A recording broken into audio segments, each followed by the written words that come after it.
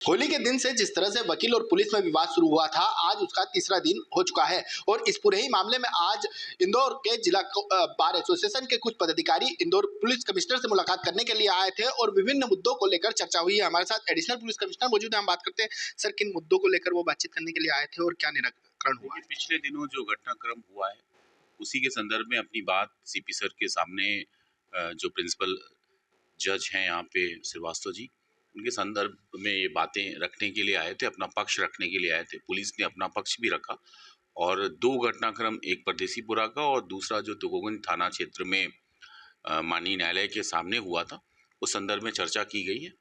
यह आश्वासन दिया गया कि जो सही है वही पुलिस कार्रवाई करेगी, निर्दोष पे कार्रवाई नहीं की गई और इनकी जो शिकायतें हैं, चाहे वो पुलिस के विरुद्ध हो चाहे वो आवेदक के विरुद्ध हो, उस पर भी सम्यक जांच की जाएगी और बाकायदा जो रिपोर्ट आएगी इंक्वायरी कमेटी की, उसके तहत ही कार्रवाई की जाएगी।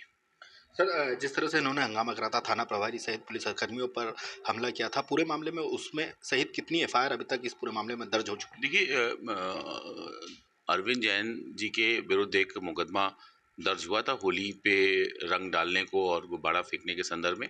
उसके बाद से जो घटनाक्रम माननीय न्यायालय के सामने हुआ, हाईकोर्ट के सामने हुआ, उसमें 3 एफआईआर दर्ज हो चुकी है। एक थाना प्रभारी की तरफ से हुई है, एक बिना अनुमति के प्रदर्शन करने को और रास्ता रोकने के संदर्भ में की गई है और तीसरा एक आम शहरी जो इंदौर के हैं और वो उस रास्ते से जा रहे थे, उनके साथ पिटाई की गई, गाली गलौज किया गया, इस संदर्भ में किया गया। अभी ये अज्ञात हैं, फुटेज कलेक्ट किए जा रहे हैं और फिर उसके अनुरूप जो सही लोग हैं, रियल सेंस में जो इस भीड़ में ऐसे तत्व थे जो असामाजिक थे, जो ऐसा कृत्य कर रहे थे जो निंदनीय है और क्रिमिनल दृष्टिकोण से दंडनीय है, सिर्फ उन्हीं के विरुद्ध कार्रवाई किया जाना सुनिश्चित किया जाएगा। सर, ऐसा बताया जा रहा है तकरीबन 200 से अधिक एडवोकेट के खिलाफ इस तरह का प्रकरण दर्ज किया गया है। देखिए, जिनकी संख्या निश्चित तौर पे इतनी थी उनके विरुद्ध किया गया है, लेकिन जांच का विषय ये है कि जो रियल सेंस में वहाँ पर एक्ट कर रहे थे, क्रिमिनल एक्ट कर रहे थे, उन्हीं को ही जांच के बाद हम कार्रवाई करेंगे। अगर 200 लोगों की इन्वॉल्वमेंट रहेगी 200 की करेंगे और अगर 2 लोगों की रहेगी तो करेंगे। बस निश्चित तौर पे ये जो कार्रवाई होगी वो पूरी तरीके से न्याय संगत होगी।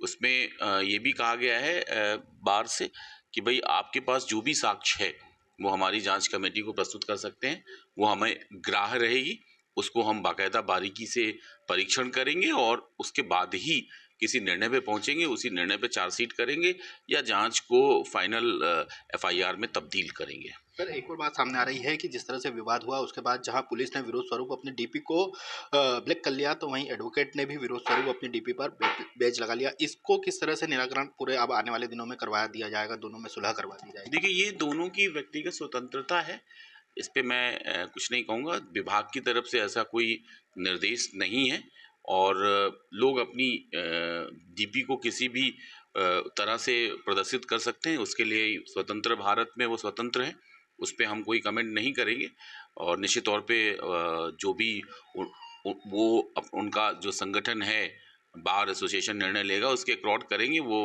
उनको निर्णय करना है, उसमें पुलिस का कोई हस्तक्षेप नहीं है, हमारा कोई रोल उसमें नहीं है। फिलहाल ये थे एडिशनल पुलिस कमिश्नर, जिनका साफ तौर पर कहना है कि पूरे ही मामले में विभिन्न मुद्दों को लेकर उन्होंने बात रखी है और पूरे मामले में पुलिस ने जांच की बात कहते हुए इस पूरे मामले में आगे किस तरह से जांच होती है ये देखने लायक रहेगा। इंदौर से TV9 भारतवर्ष के लिए संदीप मिश्रा।